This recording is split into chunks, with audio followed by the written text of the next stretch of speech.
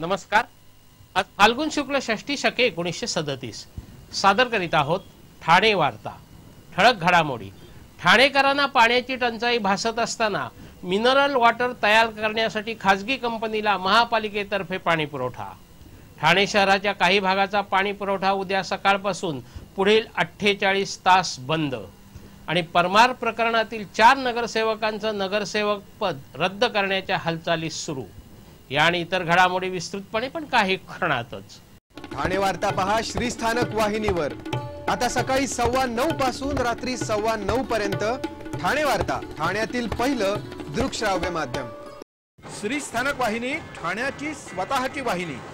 ठाण्यातील घडामोडी, कार्यक्रम, वादविवाद, अगदी गाणी, नाटक याचा आनंद घर बसल्या पहा श्रीस्थानक वाहिनी। आपल्या ठाण्याचं हक्काचं व्यासपीठ श्रीस्थानक वाहिनी।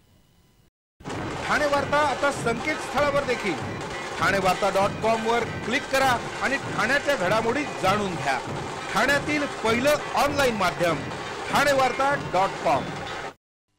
नमस्कार मंडळी, दर रविवारी पाहायला विसरू नका। नमस्कार मंडळी, आपल्या प्रश्नांचं थेट उत्तर। ठाणे वार्ता पहा श्रीस्थानक वाहिनीवर। आता सकाळी 9:15 पासून रात्री 9:15 पर्यंत ठाणे वार्ता, ठाण्यातील पहिलं दृकश्राव्य माध्यम। बांधकाम व्यावसायिक सूरज परमार यांच्या आत्महत्येप्रकरणी गुन्हा दाखल झालेल्या 4 नगरसेवकांना पदावरून दूर करण्याच्या हालचाली राज्य शासनाने सुरू केल्या आहेत। महाराष्ट्र महापालिका अधिनियम 1949 मधील कलम 13 च्या तरतुदीनुसार 1 महिन्याच्या आत पालिकेने अपात्रतेची कारवाई करावी, अन्यथा शासन आपल्या अधिकारांचा वापर करून त्यांना पदावरून दूर करेल, असं पत्र शासनाने पालिका आयुक्तांना धाडलं आहे। सूरज परमार यांनी आत्महत्येपूर्वी लिहिलेल्या चिठ्ठीत महापालिकेतील सुधाकर चव्हाण, विक्रांत चव्हाण, हनुमंत जगदाळे आणि नजीब मुल्ला या नगरसेवकांच्या नावांचा उल्लेख होता। त्या आधारावर या चौघांच्या विरोधात आत्महत्येस प्रवृत्त केल्याचा गुन्हा पोलिसांनी दाखल केला असून जवळपास 2.25 महिन्यांच्या कालावधीनंतर त्यांची जामिनावर मुक्तता झाली आहे। सुटकेनंतर या नगरसेवकांना काहीसा दिलासा मिळाला असतानाच आता राज्य शासनाने त्यांच्या नगरसेवक पदावर टांगती तलवार ठेवली आहे।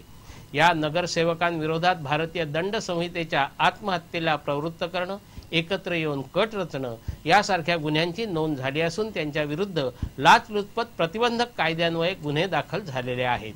त्यांचं वर्तन नगरसेवक पदास शोभणारं नसल्याचा ठपका ठेवत शासनाने ही कारवाई सुरू केली आहे। मुख्यमंत्र्यांकडे असलेल्या नगरविकास विभागाकडून नगरसेवकांवर अपात्रतेची कारवाई करण्यासाठीचं पत्र पालिका आयुक्तांना पाठवण्यात आलं आहे।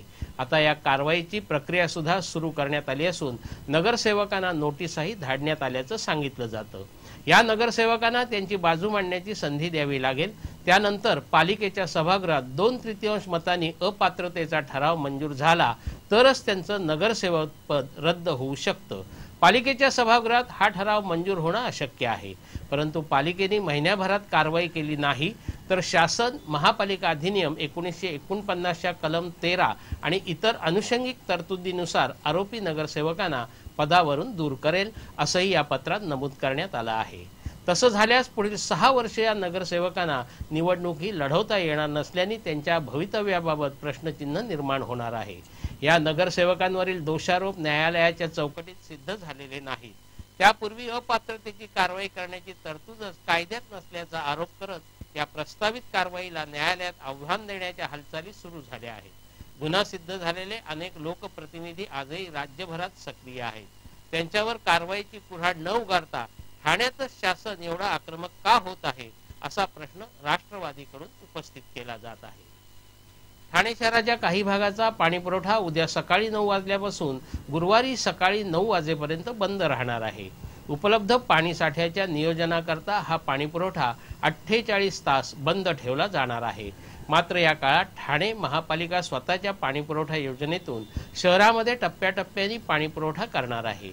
मंगळवारी सकाळी 9 ते रात्री 9 या काळात समतानगर, श्रीनगर, इंदिरानगर, गांधीनगर, ऋतू park, gel, Saket, Uthalsar, Johnson आणि इटर्निटी येथील जलकुंभातून होणाऱ्या परिसराचा पाणीपुरवठा सुरू राहणार आहे। तर रात्री 9 ते सकाळी 9 या काळात घोडबंदर, पातलीपाडा, पवारनगर, कोठारी कंपाऊंड, आझादनगर, डोंगरीपाडा, वाघबीड, ओवळा, रेती बंदर, मुंब्रा, कोळीवाडा, बॉम्बे कॉलनी, शैलेश नगर, संजय नगर आणि कळव्याच्या काही भागाचा पाणी पुरवठा सुरू राहणार आहे।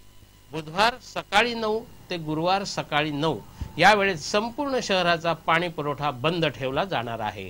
धरणातील पाणीसाठा कमी होत असल्यामुळे एकीकडे पाणी पुरवठ्यातील कपात वाढण्याची भीती असतानाच ठाणे महापालिका वॉटर लाईफ इंडिया कंपनीला मिनरल वॉटर तयार करण्यासाठी पाणी देत आहे। शिवसेनेचे आमदार प्रताप सरनाईक यांनी त्याला आक्षेप घेतला असून हा प्रकल्प रद्द करावा अशी मागणी केली आहे। ठाणे महापालिकेने या कंपनीला विविध जलकुंभातून पाण्याचं शुद्धीकरण करून 7 रुपये दराने 20 लिटर मिनरल वॉटर देण्याची परवानगी दिली आहे। कालच या योजनेचं उद्घाटन झालं। ज्या पाण्याच्या टाक्यांखाली मिनरल वॉटरचा स्टँड बसवण्यात आला आहे त्याच पाण्याच्या टाक्यांमधून ठाणेकरांना पाणी पुरवठा होत आहे। त्यामुळे मिनरल वॉटरचा स्टँड बसवण्यापूर्वी ठाणे महापालिका या पाण्याच्या टाक्यांमधून शुद्ध पाणी ठाणेकरांना देत नव्हती का असा प्रश्न निर्माण झाला आहे। या कंपनीला पाणी शुद्ध करून कमी दराने विकायचं असेल तर त्यांनी पाण्याच्या टाक्यांऐवजी विहिरी अथवा कूपनलिकांचा वापर करणं योग्य ठरलं असतं। महापालिका क्षेत्रात प्रतिमानशी 135 लिटर पाणी देणं बंधनकारक असताना या कंपनीला आर्थिक फायदा व्हावा या हेतूने जागा आणि पाणी दिलं जात आहे। पालिका प्रशासनाने ही योजना बंद करावी आणि ठाणेकरांना पाणी पुरवठा सुरळीत कसा होईल याची दक्षता घ्यावी अशी मागणी शिवसेना आमदार प्रताप सरनाईक यांनी महापौरांकडे केली आहे। ठाणे रेल्वे स्थानक परिसरातील रस्ता रुंदीकरण मोहीम पुन्हा जोमाने सुरू करण्यात आली आहे।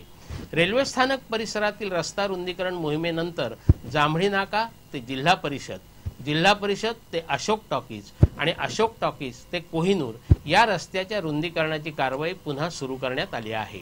महापालिकेचे अतिक्रमण विरोधी पथक जांभळी नाका ते कोहिनूर दरम्यान बाधित बांधकामं निष्कासित करण्यासाठी गेले असता संबंधितांनी स्वतःहून आपली बाधित बांधकामं काढून घेण्यास सुरुवात केली। आतापर्यंत या रस्त्यावरील सुमारे 90% बाधित बांधकामं निष्कासित करण्यात आली असून उर्वरित बांधकामं निष्कासित करण्याचं काम प्रगतीपथावर आहे। रस्ता रुंदीकरणातील बाधित भाग काढल्यामुळे मोकळ्या झालेल्या रस्त्याच्या ठिकाणी गटाराचं बांधकाम करण्याचं काम तात्काळ सुरू करण्याच्या सूचना देण्यात आल्या असून हे बांधकाम लवकरात लवकर पूर्ण करून रस्ता पूर्णपणे वाहतुकीसाठी उपलब्ध करून देण्याचं नियोजन आहे। ठाणे वार्ता पहा श्रीस्थानक वाहिनीवर आता सकाळी 9:15 पासून रात्री 9:15 पर्यंत ठाणे वार्ता, ठाण्यातील पहिलं दृकश्राव्य माध्यम। आपला परिसर स्वच्छ आणि सुंदर ठेवण्यासाठी ठाणे महापालिकेत सहकार्य करा। ओला सुका कचरा वेगवेगळा जमा करा आणि रोगराईपासून मुक्तता मिळवा। ठाणे वार्ता आता संकेतस्थळावर देखील ठाणेवार्ता.com वर क्लिक करा आणि ठाण्याच्या घडामोडी जाणून घ्या। ठाण्यातील पहिलं ऑनलाईन माध्यम ठाणेवार्ता.com। डॉक्टर आणि रुग्णांचं पिढ्यानपिढ्यांचं जिव्हाळ्याचं नातं म्हणजेच डॉक्टर बेडेकर हॉस्पिटल आता अत्याधुनिक सोयी सुविधा आणि तंत्रज्ञान युक्त वंध्यत्व निवारण केंद्रात IVF आणि टेस्ट ट्यूब बेबीची ही सुविधा। डॉक्टर बेडेकर हॉस्पिटल, महर्षी कर्वेपथ, ठाणे। 65 वर्षांची निरंतर सेवा। ठाणे वार्ता पहा श्रीस्थानक वाहिनीवर आता सकाळी 9:15 पासून रात्री 9:15 पर्यंत ठाणे वार्ता, ठाण्यातील पहिलं दृकश्राव्य माध्यम। परिवहनच्या बसमधून वेळीच प्रवासी उतरल्याने 10 वर्षापूर्वीच्या चेना दुर्घटनेची पुनरावृत्ती सुदैवाने टळली। तब्बल 10 वर्षापूर्वी ठाणे महापालिकेच्या परिवहन सेवेच्या लोकमान्य नगर ते मीरा रोड या मार्गावरील 58 क्रमांकाची बस थेट काशीमीरा जवळच्या चेना नदीत कोसळून 35 प्रवासी ठार झाले होते। अपघातग्रस्त परिवहन बस ही 58 क्रमांकाची आणि याच मार्गावर धावणारी होती। मे 2006 साली झालेल्या अपघात मीरा रोड वरून परतीच्या मार्गावर असताना घडला होता, तर वाहतूक पोलिसाचा बळी आणि 3 जणांचा जखमी करणारी ही बसही परतीच्या प्रवासातच होती। या बसच्या वाहकांनी बस चालकाचं मद्यपी रूप हेरून सुदैवाने सर्व 45 प्रवाशांना अपघातापूर्वी काही मिनिटं आधी बसमधून उतरवल्याने मोठा अनर्थ टळला। अन्यथा अनेक प्रवाशांच्या जीवावर बेतला असतं अशी भीती परिवहन अधिकाऱ्यांनी व्यक्त केली। मुंब्र्यातील इशरत जहा ही तरुणी लष्करे तोयबा या दहशतवादी संघटनेशी संबंधित असल्याचा जबाब दहशतवादी हेडलीने दिल्यानंतर इशरत जहा हिच्या स्मृतीप्रित्यर्थ मुंब्र्यात चालवल्या जाणाऱ्या रुग्णवाहिकेवरून विधानसभेच्या अधिवेशनात राजकारण रंगलं आहे। इशरत जहासाठी सुरू केलेली ही रुग्णवाहिका गेले 2 महिने बंद असून भंगारात जमा होण्याच्या स्थितीत आहे। तरीही मुख्यमंत्री देवेंद्र फडणवीस यांनी अशा नावाने चालत असलेली रुग्णवाहिका बंद करण्याचे विचार विधिमंडळात मांडल्याने मुंब्रावासियांनी आश्चर्य व्यक्त केलं आहे। सध्या राज्यापासून केंद्र सरकारपर्यंत इशरत जहां प्रकरणावरून राजकारण तापलं आहे। नुकतेच मुख्यमंत्री फडणवीस यांनी विधिमंडळात इशरत जहांच्या नावाने चालणारी रुग्णवाहिका बंद करण्याचा फतवा जाहीर केला। त्यावरून मुंब्रावासियांमध्ये तीव्र प्रतिक्रिया उमटत आहेत। उच्च न्यायालयाने इशरत दहशतवादी नसल्याचा निर्वाळा दिला असताना एखाद्या हेडलीसारख्या दहशतवाद्याच्या जबाबावर किती विश्वास ठेवावा हे राज्यकर्त्यांनी ठरवावं असा टोला इशरतचे काका रऊफ लाला यांनी लगावला आहे।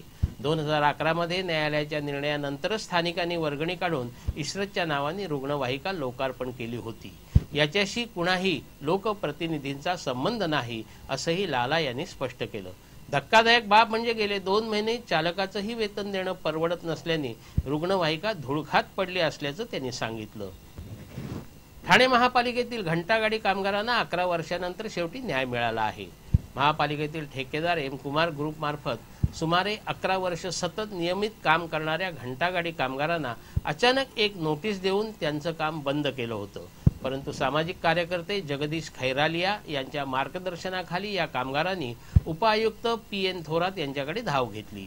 थोरात यांच्या आदेशानुसार नवीन ठेकेदार अमृत एंटरप्राइजेसचे मालक सुरेश इटाकापल्ले यांनी सकारात्मक भूमिका घेऊन जुन्याच घंटागाडी कामगारांसह काम सुरू केलं असल्याने घंटागाडी कामगारांनी आनंद व्यक्त केला आहे। मात्र ठेकेदार एम कुमार ग्रुपने अजून नवीन निविदेप्रमाणे काम सुरू न केल्याने उर्वरित सर्व कामगारांचा प्रश्न लवकर मार्गी लावण्याची तसंच मार्च 2016 पासूनचं वेतन एम कुमार ग्रुपचे मोहन पाटील या कंत्राटदारांनी भरून देण्याची मागणी घंटागाडी कामगारांनी केली आहे। आमच्या सर्व सहकारी कामगारांना कामावर हजर करून घेणारच आणि कायदेशीर वेतन तसंच अन्य सुविधाही मिळवून घेण्याचा संकल्पही या कामगारांनी व्यक्त केला आहे।